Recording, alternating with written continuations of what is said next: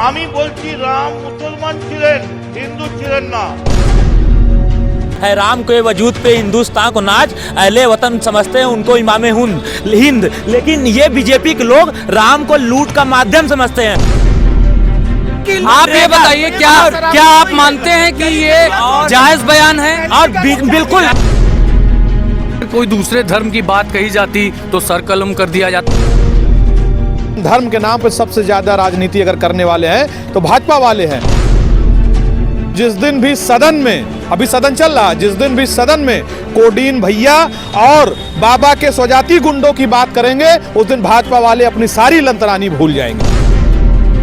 Bulldozer बाबा ने यह भी कहा है सदन में कि कोडिंग के खिलाफ भी जरूरत पड़ी तो बुलडोजर चलेगा।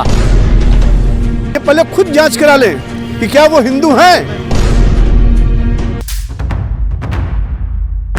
मदन मित्रा का ये बयान कितना वाजिब है, कितना जायज़ है, इस पर हम आज चर्चा करेंगे कि आखिर राजनीति में सीट पाने के लिए, वोट पाने के लिए इस तरह की राजनीति करना क्या ठीक है?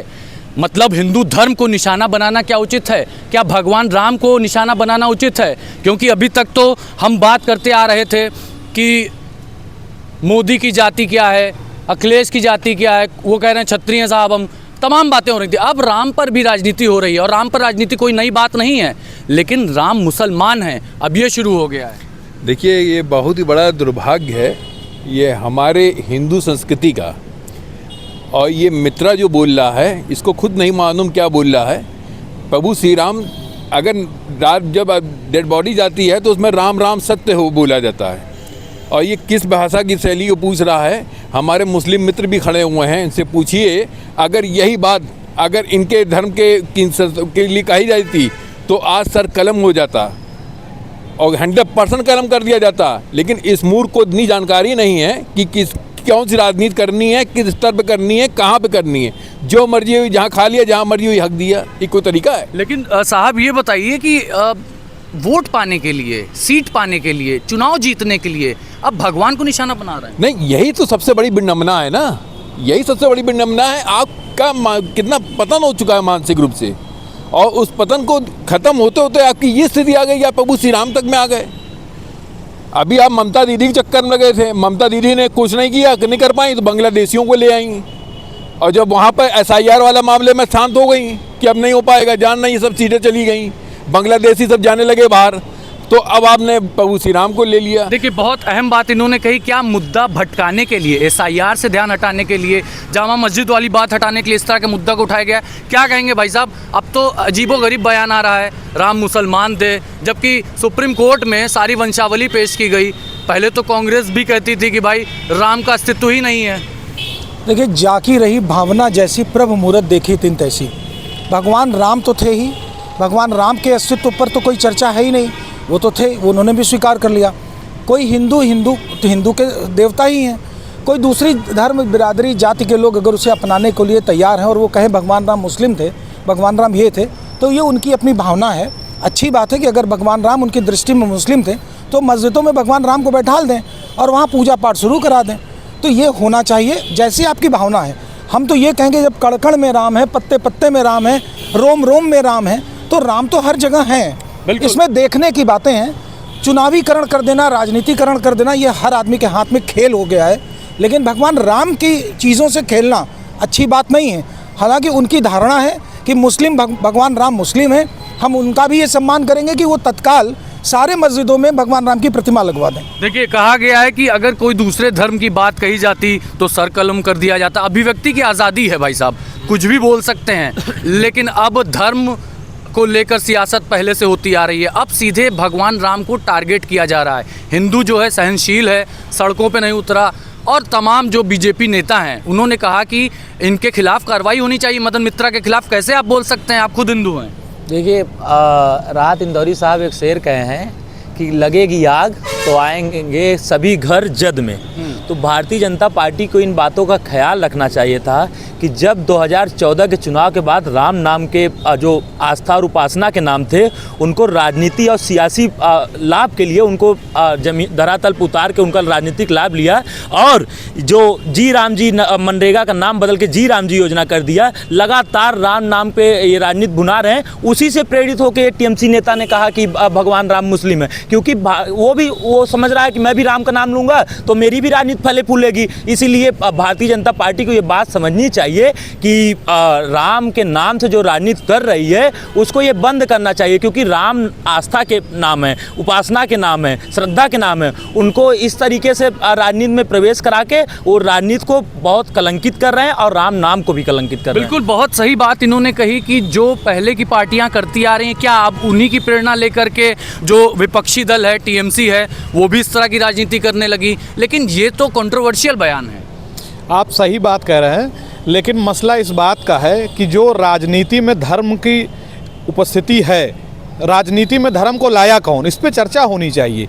धर्म जो है वो धारण करने की चीज़ होती है, धर्म के नाम पे राजनीति नहीं करनी चाहिए। लेकिन धर्म के नाम पे सबसे ज़्यादा राजनीति अगर करने वाले हैं तो भाजपा वाले हैं। मैं इसीलिए कहता हूँ कि चूनर धानी धानी भूल जाओगे, ये पुरवा की रवानी भूल जाओगे। और जिस दिन भी सदन में, अभी सदन चल रहा, जिस दिन भी सदन में कोडीन भैया और बाबा के स्वजाति गुंडों की बात करेंगे, उस दिन भाजपा वाले अपनी सारी लंतरानी भूल जाएंगे। तो बुलडोजर बाबा ने यह भी कहा है सदन में कि कोडीन के खिलाफ भी जरूरत पड़ी तो बुलडोजर चलेगा। लेकिन राम नाम पे सियासत अब बंगाल में भी गर्मा गई है, जब SIR का मुद्दा इन लोगों से नहीं संभला और कहा गया जामा मस्जिद भी बनाई जाएगी, हुमायूं कबीर ने कहा, उनको निलंबित कर दिया गया। लेकिन मदन मित्रा टीएमसी के नेता हैं, MLA हैं और पूर्व मंत्री भी रह चुके हैं, उन्होंने कहा कि राम मुसलमान हैं। जी जी जी जी अभिषेक जी, हम लोग तो राजनीतिक नहीं हैं, लेकिन पत्रकारिता के माध्यम तक जहाँ तक हम लोग जान रहे हैं कि अब ये विपक्ष वास्तविक मुद्दा को भूल करके फ्रस्ट्रेशन के मुद्रा में आ चुका है। वास्तविक मुद्दा जो है विपक्ष होना, हम बने कि देश की जनता या देश वही स्वस्थ लोकतंत्र माना जाता है जहां विपक्ष मजबूत हो। विपक्ष वास्तविक बात, मान लीजिए सरकार कहीं जनता की कार्य को अनदेखी कर रही है तो उस पर विपक्ष याद दिलाती है, धरना के माध्यम से, सदन में बहस के माध्यम से, चर्चा के माध्यम से बताती थी। लेकिन यह कह करके ये स्पष्ट हो गया कि ये लोग फ्रस्ट्रेशन में आ गए हैं, पहली बात। दूसरी बात, जैसे आप जात के आधार पर बता रहे हैं, अभी मैं कल या परसों जानकारी मिला कि पहले वो कह रहे, अखिलेश जी बताए कि मैं अहिर हूँ, यदि मेरे हमको मौका मिलेगा तो और अहिर रेजिमेंट बनाऊंगा सेना में।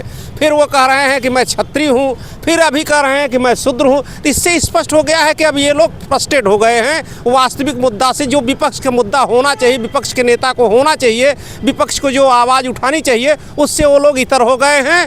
अब वो लोग हमारे समझ से राम की बात, और राम पर आप चर्चा में, पूरी दुनिया की जितने भी कार्यक्रम हैं इवेंट के, और यहाँ तक कि अच्छी से अच्छी फिल्म लग जाए, 1 महीना के बाद सारे कार्यक्रम फ्लॉप हो जाते हैं। राम एक ऐसा नाम है कि जिस दिन से शुरू होगा, जैसे जैसे बढ़ता जाएगी लोगों की आस्था उससे बढ़ती जाएगी, जुड़ती जाएगी, और एक मतलब वो रुक नहीं सकती। तो राम है, राम कण कण में है। राम के बारे में किसी भी तरह से बात करना या उनके विपरीत मुसलमान बनाना या उनके बारे में राजनीति की बात करना, ये तो बहुत अच्छी बात है ना कि हमारे हर कार्य में राम हो। इससे बढ़िया और हो क्या सकती है, इससे अच्छा और क्या? अभी तक इंसानों की बात हो रही थी, अब बात हो रही है भगवान की, उनकी जाति, उनका धर्म पूछा जा रहा है। ऐसा है कि जो टीएमसी के विधायक हैं, जिन्होंने कहा कि भगवान राम मुसलमान थे, सही पूछिए तो जो सृष्टि का जब निर्माण हुआ था उस समय सिर्फ एक धर्म था, वो था हिंदू। बस उसके बाद जितने भी पंथ और मजहब बने हैं ये उसके बाद बने हैं। आज कल मोदी जी का जो कार्य को देख करके और बुलडोजर बाबा मानी योगी जी काम को देख करके पूरी दुनिया नतमस्तक है, हर जगह आवाज़ आती है मोदी मोदी मोदी। विदेशों में भगवान राम स्थापित हो रहे हैं, उसी तरह से बंगाल की राजनीति को आप जायज़ मान रहे हैं कि अब तो राम को कह रहे हैं मुसलमान? नहीं, मैं जायज़ नहीं मानता हूँ। ये फ्रस्ट्रेटेड है, क्योंकि इन्होंने जो जामा मस्जिद बनाने की बात कही है, हुमायूं ने कहा कि बंगाल में हम बाबर का बनाएंगे, ये उस बाबर का बनाने की बात कर रहे हैं जिस बाबर के लिए सुप्रीम कोर्ट ने स्पष्ट कहा है कि ये आक्रांता थे, देश का लुटेरा था। उस लुटेरे के नाम से ही उसको खारिज करते हुए बाबा अयोध्या में मंदिर के ऊपर राम मंदिर बन चुका है। आज उसी चीज़ को भटकाने के लिए टीएमसी का विधायक मित्रा जी बोल रहे हैं कि मुसलमान भगवान राम थे। ये पहले खुद जांच करा लें कि क्या वो हिंदू हैं। बंगाल की राजनीति इस स्तर पे पहुंच गई है कि टीएमसी का एक नेता कह रहा है मदन मित्रा कि राम मुसलमान थे। आप क्या कहेंगे साहब? देखिए, इनके पास इसके अलावा कुछ है? राम मंदिर, मस्जिद, मुसलमान, पाकिस्तान, इसके अलावा कुछ नहीं है भाजपा के पास। टीएमसी के भाजपा के खिलाफ टीएमसी के नेता ने बोला है बंगाल की राजनीति में। देखिए, तो भी गलत है ना ये। कोई भी बोले ना, हिंदू यहाँ पर जितने भी हैं सब, कोई ना हिंदू, कोई मुस्लिम, कोई ईसाई है, सब ने इंसान न बनने की कसम खाई है। सिर्फ और सिर्फ ये सब हिंदू मुसलमान करके सत्ता में आना चाहते हैं। जमीनी जो हकीकत है उसकी राजनीति कोई नहीं कर रहा है। महंगाई पे कोई नहीं बोल रहा, शिक्षा, चिकित्सा और तमाम ऐसे ज्वलनशील मुद्दे हैं जो इंसान के मुद्दे, उसको नहीं उठाकर ये सिर्फ ये ऐसे ही मुद्दे उठाकर प्रोलाइज करते हैं और सत्ता में बने रहना चाहते हैं, चाहे भाजपा हो, चाहे टीएमसी हो या कोई भी हो। सत्ता में बने रहने के लिए इस तरह की राजनीति की जा रही है। हाँ, आप बताइए, आप आ रहे हैं। देखिए, राम नाम की लूट है, लूट सके तो लूट, अंतकाल पछताएगा जब प्राण जाएगा छूट। टीएमसी भी यही कोशिश कर रही है, लोगों को जबरदस्ती इधर से उधर समझाने का प्रयास है, लेकिन सबको सच्चाई पता है। एक टीएमसी का विधायक बेवकूफ़ी वाली बातें कर दे तो इसका मतलब उसमें होना क्या है? कुछ नहीं होना। सब यही कहेंगे, दो लाइन में कहेंगे, अरे वो बेवकूफ़ पार्टी और बेवकूफ़ वाली बेवकूफ़ी की बातें, यही सेम सब कुछ। समाजवादी पार्टी के अखिलेश यादव भी यहाँ टोपी पहन के पोलराइज ही तो करते हैं। वो करते क्या हैं? वो मुसलमानों को अलग करते हैं। उन्होंने, लालू यादव ने भी यही कहा कि भाई हम तो मुसलमानों के लिए ही लड़ते हैं। मुलायम सिंह जी ने भी यही कहा मुसलमानों के लिए लड़ते हैं। लेकिन इन लोगों का काम सिर्फ यही है, हिंदू मुस्लिम करना।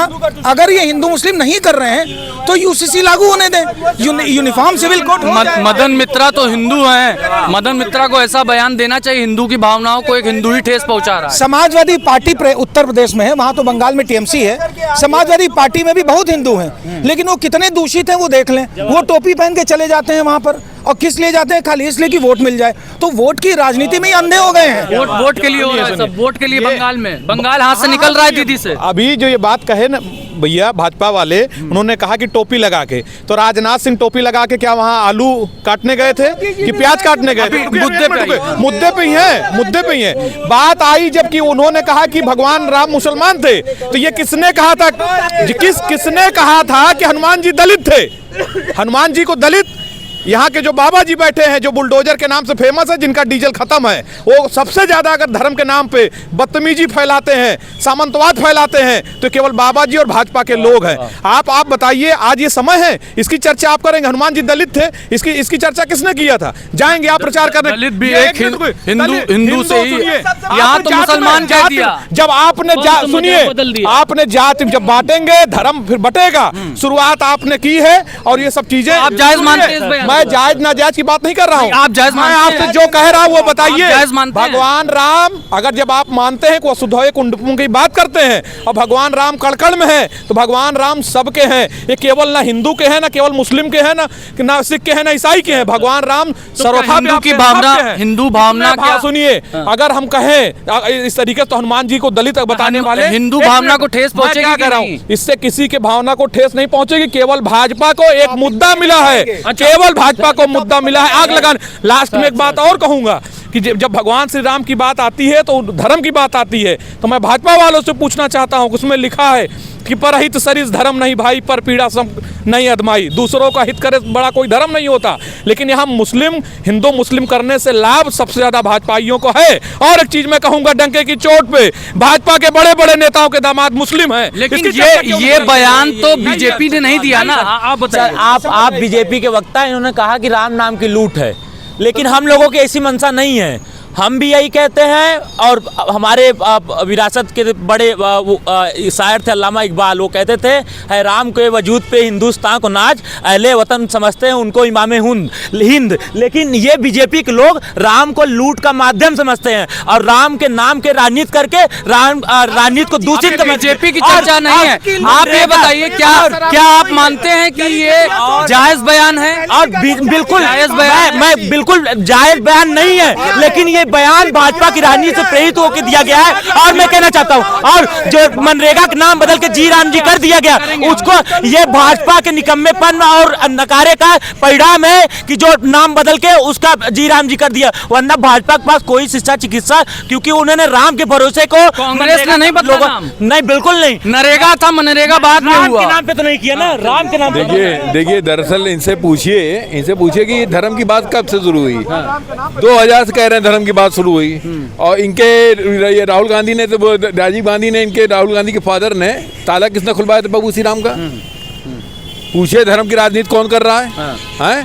जब कुछ नहीं कर पाए तो धर्म की राजनीति कर रहे हैं, जब किसी लायक नहीं है तो पूरा राजनीति कर रहे हैं। आज टीएमसी नेता का ये बयान जायज है कि नाजायज है? ये एकदम नाजायज है, इसको तो किसी लायक नहीं, इसके ऊपर तो वो होना चाहिए। अगर ये अब जायज है नाजायज है ये बता दीजिएगा, इससे हिंदू भावना को क्या ठेस पहुंची, आप बताएं। जायज है नाजायज है? सुनिए, भगवान राम जो है वो भारत के सभ्यता थे, संस्कार थे, मानव जीवन के पूरे जो मानव जीवन, जो मर्यादा पुरुषोत्तम राम का जो रूपरेखा है, वो पूरे भारतवासी जो कि ऋषि मुनियों का देश रहा है। और ये बिल्कुल सही है कि ये पूरा हिंदू राष्ट्र है, हिंदू से ही तमाम जातियां बनी हुई हैं। तो अगर मित्रा ने भी कह दिया है तो मैं समझता हूँ उनको, जैसे कहा ना, जिसको जैसी देखी मूरत उसको वैसे दिखाई देती है। चलिए, अब जायज नाजायज हमको एक शब्द में जवाब। अभिषेक जी बयान है नाजायज बयान है?